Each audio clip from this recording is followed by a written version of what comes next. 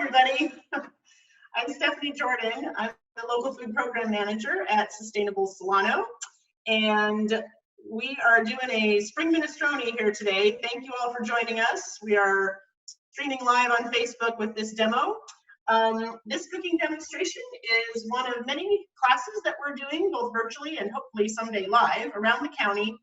And it's to increase awareness of specialty crops that are grown by our local farmers in Solano County. It's part of a specialty crop block program grant that we got from the California Department of Food and Agriculture. So thanks to them for support of this work. And you're probably wondering, what is a specialty crop? So they are basically things that we eat. It is vegetables, it's fruit, it's tree nuts, it's herbs, and there are also some nursery products and flowers mixed into there, but we are focusing on the edibles for this series of cooking classes. And let's see, where are we here? March, April, May. Yeah, so we are approaching kind of the tail end of our spring series. Once we get to June, we'll be starting on some more summer-oriented classes. So what I'm gonna do for the spring minestrone is walk through the ingredients. And I have kind of a background helper named Allison. She's our communications manager. She's gonna help by posting the recipe in a few minutes. So I'm gonna go through the ingredients, then we'll just go through the soup, and then we're gonna stop along the way and take some questions. So if you do have questions, please feel free to type them into Facebook, and then we'll be stopping along the way to, to address those questions, and then we will definitely have a Q&A at the end. So I think Allison is posting the recipe right now.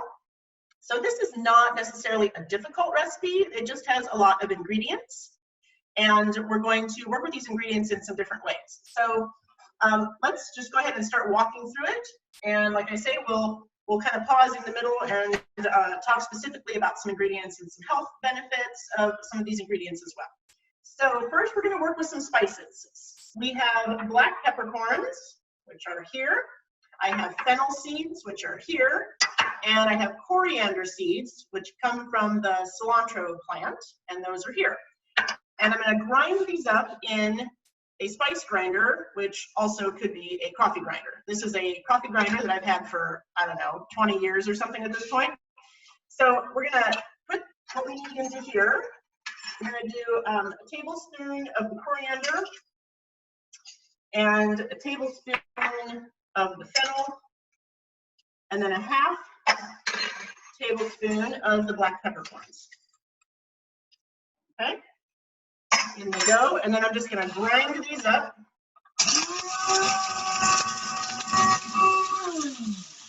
I find I kind of have to like shake it and get everything back in here.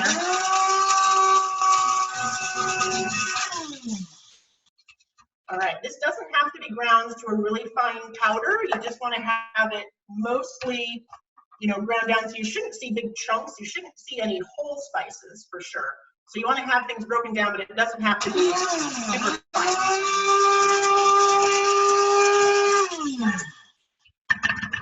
Okay, so I'm still seeing a little bit of the shells, but everything is definitely chopped down. So I'm going to put this mixture just into a separate bowl. All right, so that's that. Now, let me redo some plugging and replugging here.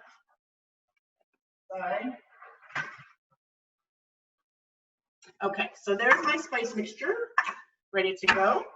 Then we are also going to work with, we did fennel seeds. We also are going to be using fresh fennel, which is here. And we're going to be using both the bulb and some of the fronds on top. We're going to use the fronds as garnish, kind of at the end. So what I'm going to do for that is I'm going to cut the top stalks off. Set those aside for now. Then I'm just going to shave off this bottom bit. It's a little bit brown. So I'm going to get rid of that. I have a little scrap bucket over here that I'm tossing everything into. And then I'm going to cut it down the middle kind of lengthwise. So I can see inside of these halves where the core is. And I'm going to cut out the core. It's a little triangular thing here that you see. And I'm just going to take the tip of my knife and go straight through to take out the core. And this is a fairly small fennel bulb, so we're going to use the whole thing. If you have a really large bulb, you might just want to use half. So we're going to use all of it. I'm going to cut this lengthwise into some strips. And then we're going to set those aside. The process that I'm doing here is called mise en place, which means to put into place.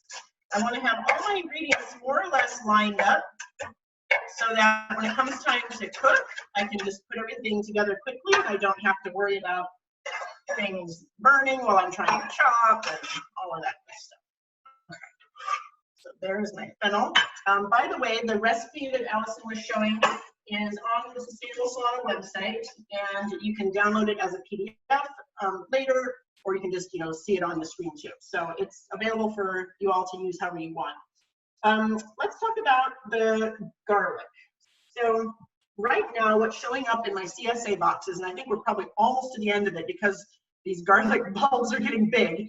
This is green garlic. So this is basically a fresh garlic head before it's been aged and dried.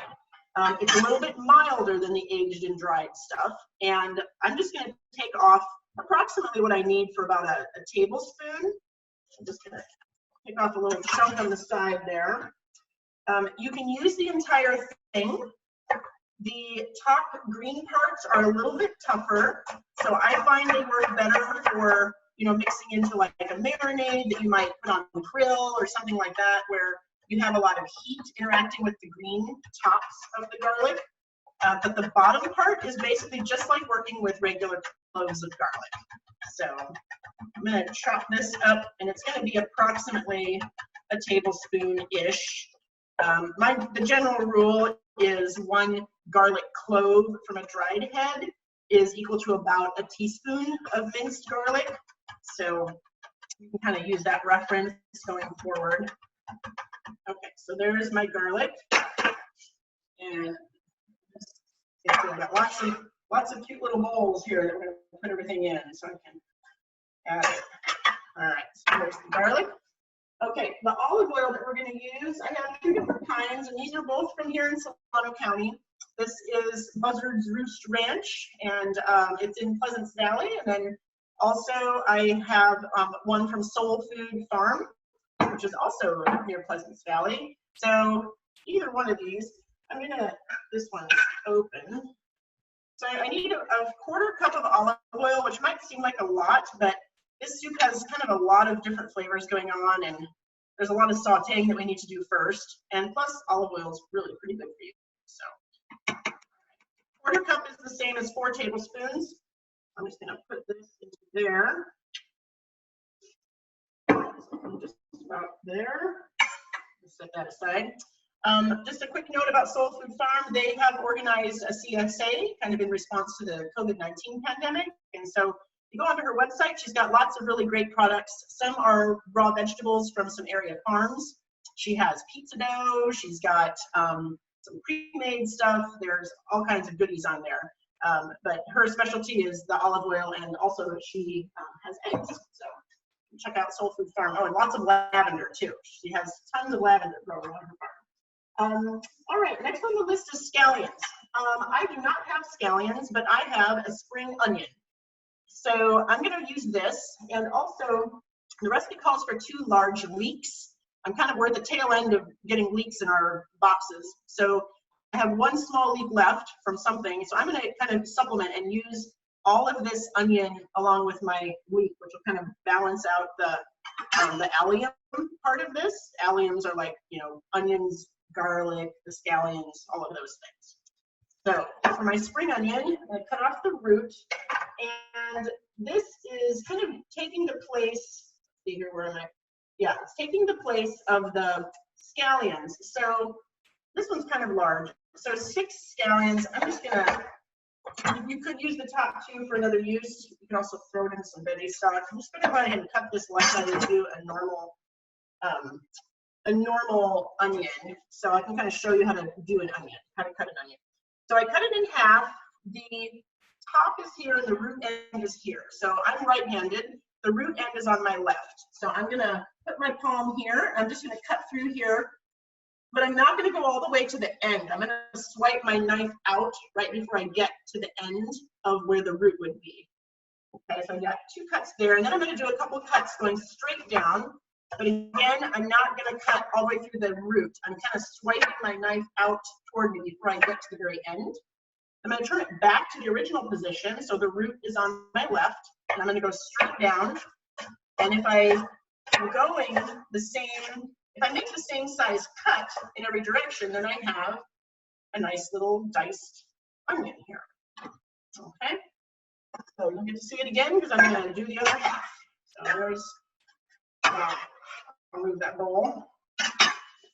Okay, so here it is. I've got my palm here. You want to keep your fingers up so that you don't chop off your fingers.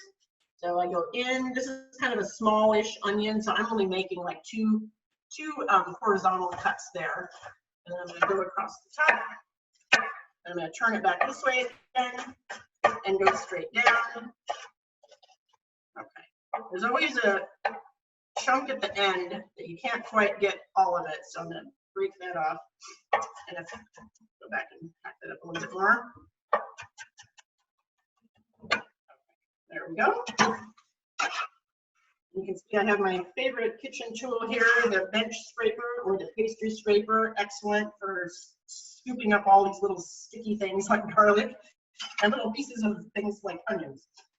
Okay, so the other thing on our list, I'm making some substitutions, which I'm hoping will help all of you out there because, you know, sometimes you just don't have everything that you need for these kinds of things. But this is a really flexible soup recipe, so you can kind of mix and match things, you know, however you would like. So the recipe calls for a serrano pepper. I did not happen to have a serrano, but I had a jalapeno.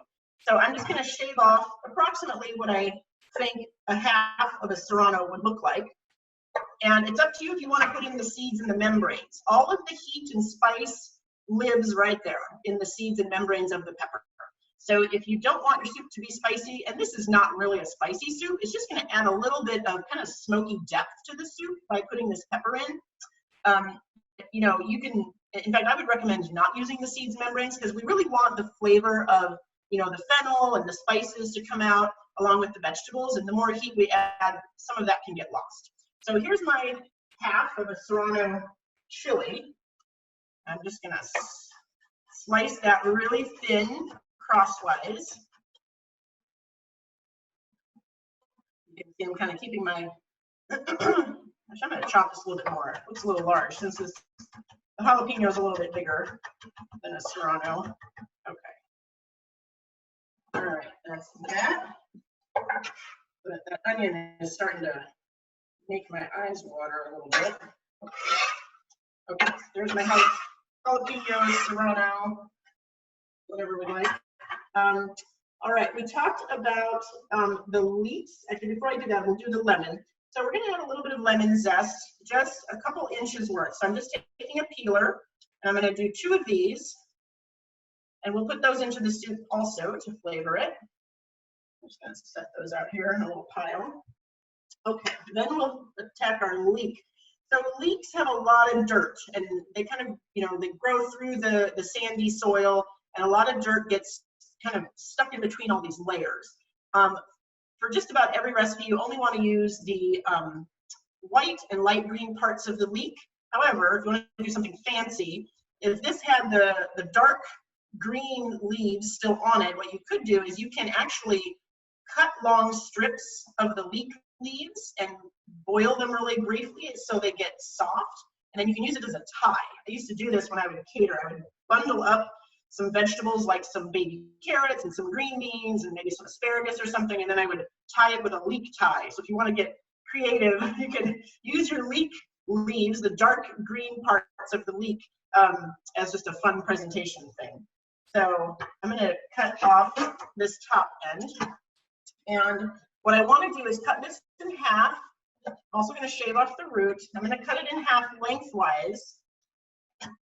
And then I'm going to run this under running water and kind of fan out the layers to get the dirt off of the leaf, off of the layers.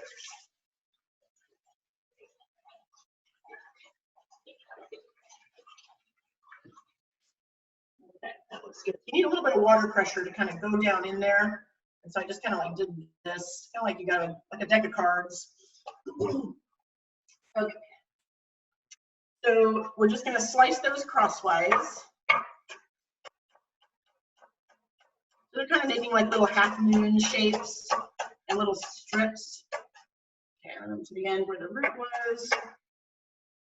All right, I'm just going to throw this in with my onion, spring onion mixture here. I'm pretty sure we're going to add them at the same time. So let's keep that together. All right, let's see what's left here. The cannellini beans I'll talk about in a minute because I have some dried that I'm going to show also. Let's talk about the peas. We're using two different kinds of peas today. These are sugar snap peas. Hold up there. So these usually come in little bags at the grocery store. They're still out there at, I think, farmers markets and in CSA boxes. So I'm just going to I'm going to pull the top where the stem is, and I'm going to just pull the stem straight down. And what happens is I get these little stringy parts off. So I'm going to really quick just kind of string these.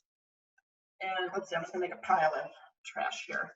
So these snap peas are the type of pea where you can eat the entire thing. So we don't have to extract the middle part. We're going to do that with our next type of pea, which is a shelling pea. But the snap peas, we just want to take off these little strings because they can be kind of tough, and you don't want to have like tough strings in your soup. So you can see this goes pretty quickly. I have roughly 5 ounces, 5 to 6 ounces is kind of what you're aiming for. I'm not sure what that is in terms of cups. They're a little hard to measure by cups because they're kind of these weird shapes, but you can weigh it out if you'd like. Digital scales are good to have in the kitchen for this sort of weighing thing. All right, a couple more. Okay. I'm going to just check in with Allison. Are there any questions so far about some of these ingredients or techniques that I've talked about? No questions yet, but if anybody has questions, they're more than welcome to put them in the comments and we'll make sure they get answered. Okay, sounds good. Okay, and then we have our shelling peas. So here's what they look like from the market or the farmer's market or CSA box. And the difference between these and the snap peas is that you cannot eat the shell on these. They're very tough. And if you try to bite into it, it's just not going to break down very easily. So we want to take out the legumes that are inside. So the best way to do that, I find, is you twist it. So I've twisted it and then I've exposed my little round peas. I'm just going to add those to my bowl that I did earlier here. So again, let me see if I can find a nice big one. So I'm going to twist it, and what happens is it just kind of starts to separate along the seam, and then I've got my little peas inside here. I'm just going to shove them out with my thumb into this bowl. So that's how you're going to deal with these. 1 cup of peas is equivalent to about 1 pound of the peas that are in the shell. So you need 1 pound of this to get a cup of this. Okay, so that's the shelling peas. And let's see, what else? Last but not least, we have some spinach. So a couple cups of spinach. These are in my salad spinner. The best way to wash is slosh your greens around in a big, really large bowl with water, and the leaves will stay on the top, and any dirt or sand will fall to the bottom. And then you can just skim your greens off, put them in the salad spinner, give them a whirl, and you're good to go.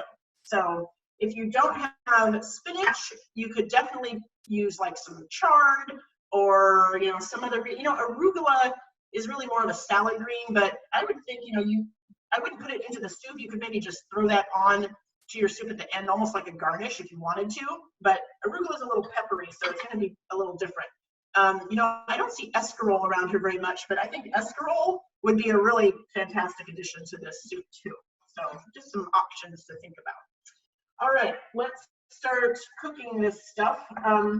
What I'm going to do first is the spices, because I want the heat from the oil to really activate the flavors of my dried spices. So those are kind of here, ready to go in. And I'm going to group these while this is heating up. I'm going to go ahead and I'm going to put my oil in this thing. This is an induction burner, and sometimes it doesn't heat up unless it has something in there. So I'm going to go ahead and add the olive oil. I think I might get a little extra. Let's see if I can get this off. Now it's slippery. That's all right. We're good. Okay, so I'm going to heat up my oil. I'm going to add the garlic and the spices just really briefly. So these two things are going to go in first. And then I'm going to put in my aromatics, which are the onions and the leeks. And if we had scallions, they would go in. The fennel is going to go in. So I've got this. Let's see, the chili and the lemon. So I'm just going to kind of throw all this together, chili and lemon, group them together here. And then what I want to do, I'm going to explain this before I start to cook because it's going to get kind of loud. So I want to let the aromatics kind of sit in there and almost char and caramelize a little bit. So I don't want to be stirring it constantly. And also I want to leave the lid off because as soon as I put the lid on, you lose that opportunity to brown things in your pan. Everything will just start to steep. So I want to have a little bit of caramelization happening with my vegetables here in order to start this soup, because that's what's going to build flavor. So we're going to start with some spices, and even if some of these spices start to stick to the pan a little bit, that's a-okay, because once we add the liquid, it's going to release everything. I'm just going to grab a spoon. I'm going to use a wooden spoon that looks like this. It's got kind of a flat-ish spot on top. All right, I hear this thing starting to, whoop, there we go. All right, in goes the spices and the garlic. The reason I picked a flat spoon is so I can deglaze better once we add the liquid. All right, so this is the spice mixture only takes a minute. I really only want a few seconds. I want the garlic. I don't want to brown the garlic necessarily. I just want to start releasing the flavors, and I'm kind of like toasting it basically, like toasting the spices. Okay. So, and I'm just, you'll start to smell it too. I'm starting to really smell the spices and the garlic.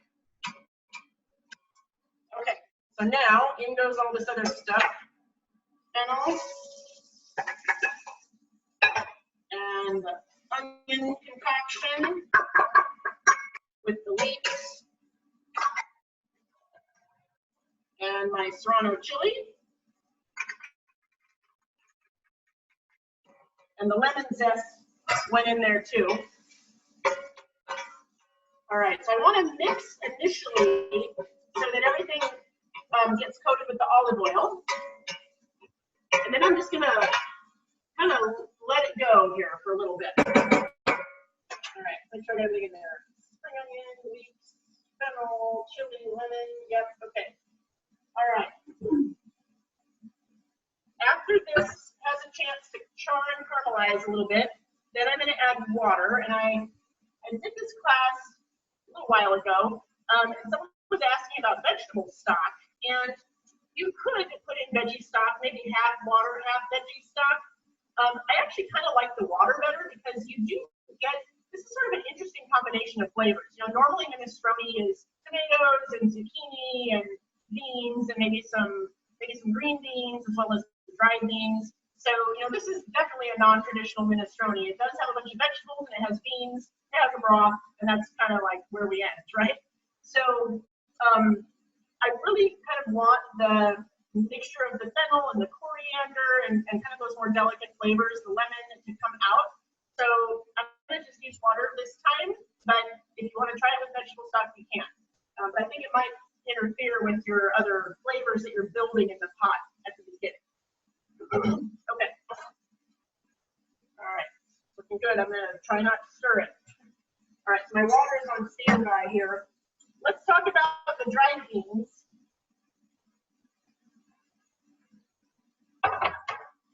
So this is one type. I got this from Eat Well Farm as an add-on. This is by a company called Rancho Gordo. I can hold it up a little closer. Rancho Gordo. These are called Marcella beans, and they are a type of cannellini bean grown here in California.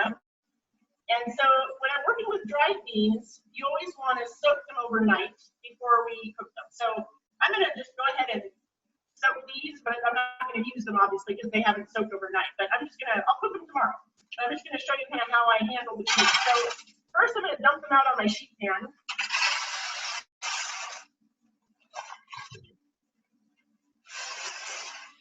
I'm going to kind of spread them out. Yeah, here's some crackling. That's good. I'm going to give it a stir. Okay. All right, I'm going to let it sit there again. So I just want to scan my big pan of dried beans and see if there's any that are like really cracked or kind of shriveled up. Those probably won't cook all that great. And so I'm just going to pick those out. You know, the other thing you want to do is look for any stones. I mean, they do try to clean these as well as they can, but it could be that a little bit of, you know, tiny rock or some particle gets in there. So I'm just pulling out kind of the ones that are sort of shriveled up or, you know, really broken down. It looks pretty good. I don't see any rocks either. Good. Okay. That one has a hole in it. Okay. So now that I've kind of inspected and it all looks good, I'm going to just dump them into a big bowl. This will be loud.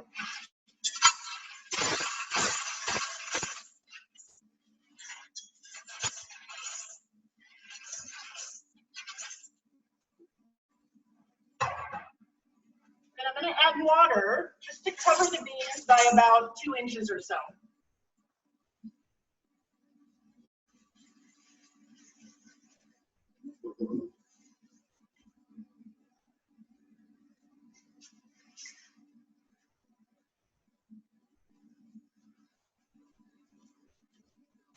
Okay, and that's it. I'm just going to let these sit on the countertop until tomorrow. You want to let them soak for, I would say, you know, if you can, at least 8 hours. I usually do overnight. And then tomorrow what I'll do is I'm going to drain off the water, give them a quick little spray. Hear more crackling in there. Okay, looks good. So I'll drain them, I'll give them a quick rinse, and then I'm going to put fresh water with the beans into a large pot, like a Dutch oven, and then just start cooking them. And, you know, I'll probably add some other stuff. I find for cannellini beans, I really like to add garlic. So you would take, let's pretend this is a whole head of garlic. I would just chop off the top third or so to expose some of the cloves and just throw it in with the beans. You can add herbs like sage. You know, some sage leaves are really great with cannellini beans. So that seems like more of a fall-oriented dish, cannellini beans with garlic and sage. You know, a little chopped up bacon is always good in there with the beans. What else? You know, parsley would also be a good addition for these. And you just want to, once you bring it up to a boil, you just want to have the lid of your pan maybe cracked a little bit to let some of the steam out. And then you kind of want to skim. If any foam comes to the surface, you want to kind of skim that off and then just cook it till they're done. And it should take, I mean, it depends on the bean and the size of the bean and the freshness of the bean, but you know, I'd say it's going to cook for probably like roughly 45 minutes. It could be more like an hour, hour and a half. All right, so there's those beans. I'm hearing a lot of crackling, which is good. I'm going to add the next thing to my soup, which is the water. There, it's quiet again. All right, and now what I'm going to do is, because I've added liquid, that's going to help release any of the brown bits that have stuck to the bottom of the pan. The brown bits are called fond, F-O-N-D, and that's the yummy stuff that lends flavor to your soup. So I'm just going to make sure all of that is scraped off the bottom. And then I will put the lid on just to help it come to a boil a little bit faster. Okay. Next, we're going to do the, all of the beans and the peas are going to go in. Oh yeah, and then we need to deal with our miso. So yeah, another interesting addition to minestrone. Usually we don't put miso in minestrone, but here we are. So I have all my peas. Oh, you know what I needed to do? I wanted to chop these down. I'm not going to put these in whole. I'm going to go ahead and cut these crosswise into like, you know, little strips. And then they'll be ready to go. Because, you know, again, this is kind of, you know, for something like this, you want all of your vegetable parts to be roughly the same size. Things are going to cook more evenly, and the presentation will be a little better. It's going to be easier to eat also. So I'm going to just take a few of these at a time, cut these across. And some of the peas on the inside might pop out. That's okay. It's going to be a very fresh looking soup when we're done with all the green.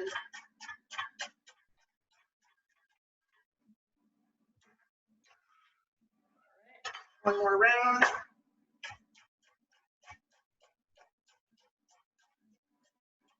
Okay, so that's that. All right, so we have those ready to go, and then after we add the beans and the peas, the last thing will be the spinach. But we're also going to add some miso. So for this particular type of soup, you know, we don't have really strong flavors. I want to use a white miso, which is going to be a little more delicate, and it's not going to overpower the other ingredients. So I have a tablespoon of this somewhere. Here it is. I just have a tablespoon in a bowl, and what I'm going to do once this heats up, I'm just going to ladle out some of the hot broth in with the miso and whisk it around to integrate and kind of dissolve the miso so that it can go back into the soup and it'll dissolve much faster and easier. You kind of have to break the miso down a little bit from the paste. If I just throw this right into the soup, sometimes it doesn't break down right away and you've got like chunks of miso in there. So I'm going to go ahead and break that down once this heats up. All right, so that's that. So I think all we have left to add, yeah, that and then the spinach. Okay, Allison, I'm going to check in with you on the questions. Any questions again so far? One question on your induction burner. Yep. Whether how you like induction versus gas? Well, this is portable, which is, it doesn't take up much room. I have a gas range over there, but you know, it's handy. You know, the thing about induction is that you need special pans. Not every pan will work on an induction burner because it's like a special magnetized metal that's down at the bottom. So you need to have that pan with the magnet thing in it to create the friction inside, which then generates the heat. This is a Waring brand. It's kind of a commercial line. You know, I would say, you know, in terms of like, does it heat up fast? The interesting thing about this is I'm looking at a temperature. I'm not really looking at like a range of heat like you would with a burner. So I'm right now at 500 degrees Fahrenheit, which I'm just assuming is like high, right? The temperature ranges from, let's see here, 120 Fahrenheit up to 500. So, you know, if you're doing something like melting chocolate or something like that where you need like a specific temperature, it would be handy for that. The other way that this thing measures heat is by watts, and I have no clue how to figure out how many watts are generating what kind of heat here. So the temperature makes a little more sense to me. I feel, you know, the gas range, I mean, it depends on your oven. My range back there is an American range brand, and it's a residential oven, but it's made by a commercial line. It's a commercial company. So, you know, it probably heats up faster on my gas range, although this isn't too shabby. It kind of does its job pretty quick. And the other thing to keep in mind about the induction burner is you want to, you know, there's a little circle on here that you can't really see, but there's a circle of where the heat is. And, you know, you want to make sure that your pan kind of matches that circle. If I had a really huge pan and stuck it on here, then it would probably take longer to heat up because it's not taking advantage of that full area that heats on here. You know, the other good thing about induction is that this doesn't get hot. You know, I can like feel around here, and after I take the pan off, it's going to be warm. I mean, I'm not going to touch this, but you know, it cools down pretty fast. So it's just, you know, there's advantages and disadvantages, you know, but it kind of depends on, you know, what you have, you know, in your kitchen normally. I mean, this runs on electricity as opposed to gas, so, you know, that's a consideration too. You know, if you have solar panels and that's what's pulling your electricity, you know, if you don't want to use up the gas, you know, but you have solar that's using the electricity, then, you know, that's a good option too. So, yeah, so it's just like different applications, I would say. It kind of depends on what you like and how you want to work with it. So, okay. Anything else, Allison? One other thing, you had mentioned putting the bulb of garlic in with the beans. Do you then fish that out afterward, or how does that work? Right. Yeah, you can. But yes, you put the whole bulb in, and then to cook your beans. And then what's going to happen is that the paper skins around the bulb of garlic are going to start to break down a little bit. They're going to get very soft. You'll probably lose some cloves into your beans, which is okay. What you'll have at the end is some really tender, soft garlic cloves, which you can just squeeze out and put on toast, you know, or use it however you want. So, you know, that's a good thing. Or you can just squeeze it out and mix it in with your beans. If you want more of a really garlicky flavor with your beans, then you'll need to chop up some fresh garlic, because that bulb that's been in there cooking with the beans, it definitely adds flavor, but it's a different kind of flavor. It's gonna be more mellowed out from all that time in the pan. But yeah, then if you don't want it in there, you can just take it out, you know, discard it, or squeeze out the cloves and use the cooked down really soft cloves, you know, for some other use too. Yeah. Or, you know, if you want to leave it in, sometimes I just leave everything in there. You know, after I've cooked it, I cool it down and throw it into a container, and I just keep the clove or the garlic head in there, and it'll just kind of, you know, keep adding flavor basically. So, okay. All right, I see steam. I'm going to grab a ladle.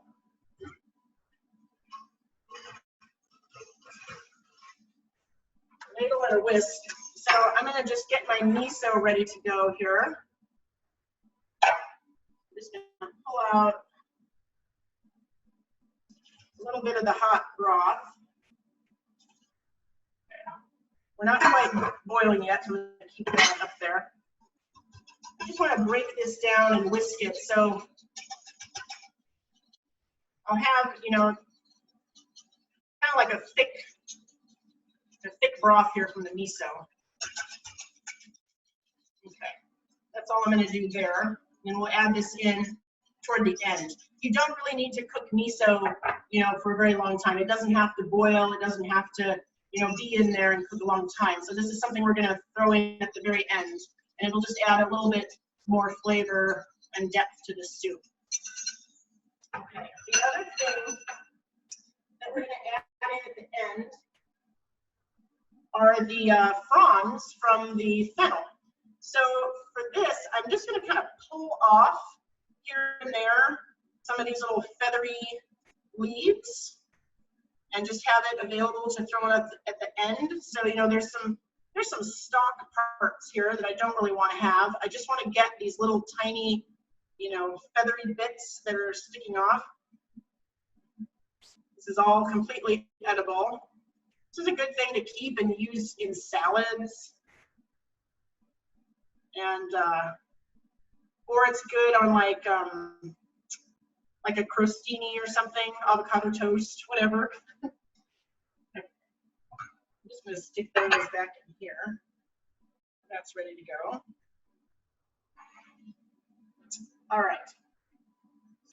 We're doing time. Okay, we have like 15 minutes left or so. Okay, so I think we're starting to boil here. Yes, we are. All right.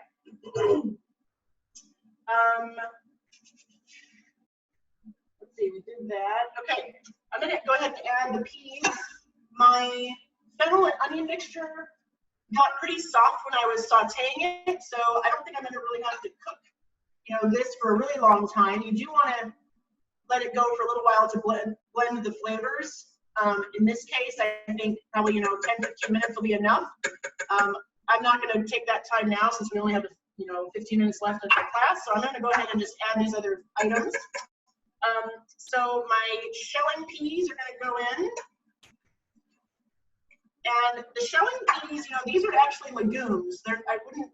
We call them peas, but they're really more in the family of the bean, from the dried beans, because they have a lot of protein. So and just a little bit about, like, you know, the nutritional benefits of some of these items. The snap peas are surprisingly high in vitamin C. The vitamin C lives in the pods, which is what we can eat with this particular pea. So those are really a healthy little item to have. They also have a decent amount of iron and vitamin A, pretty good on that too. And then also just the other things that we put in here, all these different, you know, vegetables that come from the alliums, the leeks, we had the onions, we had the garlic, you know, if we had scallions, you could throw some of those in. That's something else that you could use as a garnish too, are the green parts of the scallion at the end. You can cut those crosswise. Likewise, I could also take a little bit of my spring onion here. Just want to make sure the inside is clean.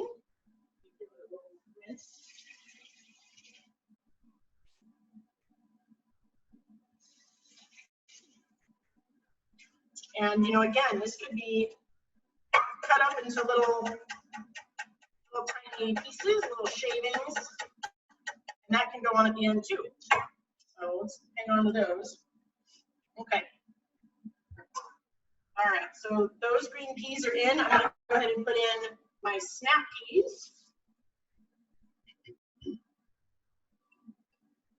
Got it all. And the cannellini beans, which are already cooked. So that can all go in there.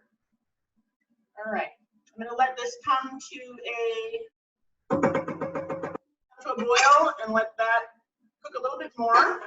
And then we're almost done. We'll throw in the miso and the spinach. Let's see here. Oh, I was going to mention the garlic and the onions and all of that. It has an antioxidant called, I can never pronounce it, quercetin. I don't have my notes. Quercetin? Yeah. And it's kind of like an anti-inflammatory. And so, of course, check with your, you know, don't take any of this as like medical advice, but it is supposed to be, you know, good for decreasing like high blood pressure. So, and of course, you probably heard that, you know, garlic especially is antiviral and antibacterial, so especially antiviral. I've heard of some people saying when they start to think they're getting a cold or something, they just start eating like raw cloves of garlic. So I would maybe chase that with some honey or something, or mix it in. You know, garlic soup is kind of an age-old, you know, cure-all for things, you know, like colds and whatnot. So, okay. So let's see. There was something else I was going to mention. Oh, Allison, do we have the survey information? Can we? I wonder if Yes, you could, I will share that right now in Facebook. yeah, if anybody wants to do a survey, we'll kind of also have that at the end too. Okay, so I'm going to go ahead and finish this up, and then I'm going to plate it up and show you what it looks like. So last but not least, I'm going to put in my spinach. We'll go ahead and measure just for fun. I'm just going to loosely pack. So there's loosely packed cup number 1.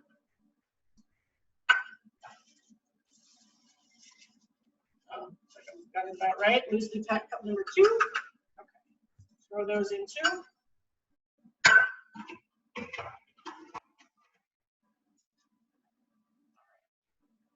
Again, I'm going to move this around. I just want the spinach to wilt a little bit. Oh, I know what I was going to talk about. When you're making your dried beans, when you're all done cooking your dried beans, I just wanted to kind of pass along and talk about a little food safety point. So when you prepare something that's really thick, like, you know, chili, for example, or your dried beans, which are now, you know, kind of like a stew, right, by the time they're done, you want to try to cool thick foods down fairly quickly. And the rule that, you know, we all learn in culinary school is you want to get it from 140 degrees to 70 degrees within the first 2 hours. And then after that, you have 4 hours to get it from 70 to 40 or less, which should be the temperature in your refrigerator. So in order to accomplish that, you want to spread it out in like a casserole pan or some similar type of pan, so that you can cool down those beans, because they tend to hold heat a lot and they'll hold it for a long time. So just in terms of like, you know, the food, you know, bacteria and things growing in your food, you want to cool it quickly.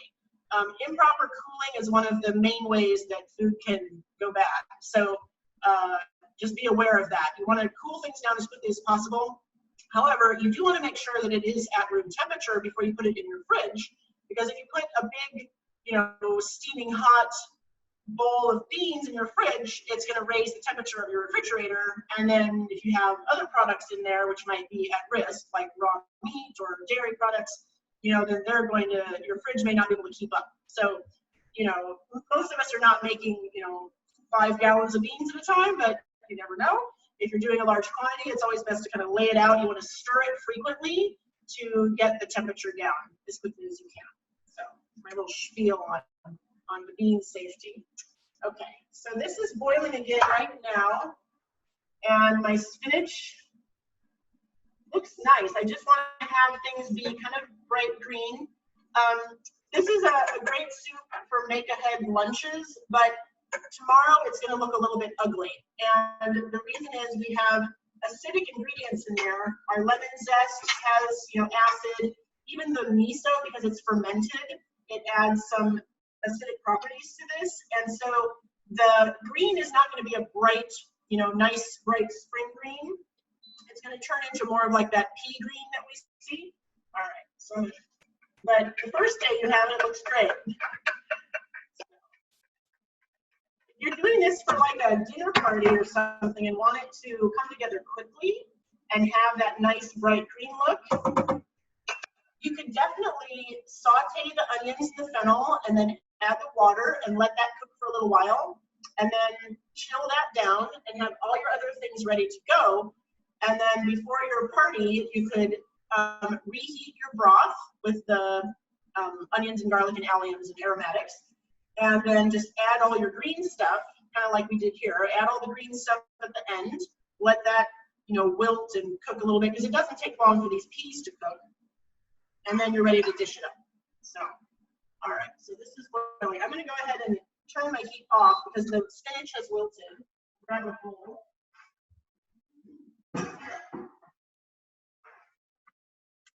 And I'm going to try to bring it over there and show it to you. Let's just make sure I get everything in there. Sometimes I forget. Oh, well, salt. I mean, I'm not, you guys aren't tasting it. I guess I'll get to taste it for you. This is just kosher salt. I keep it in a little container here.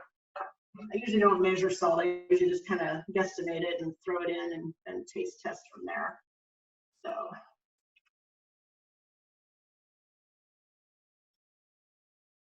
All right, we can have a little more. Okay, and then I've got my garnishes. So I'm going to put on my fennel fronds, and I'll sprinkle on some of my little onion slices. Okay, put that onion in there. See if I can. I don't know how this is going to look because it's weird lighting coming in, but there's the soup.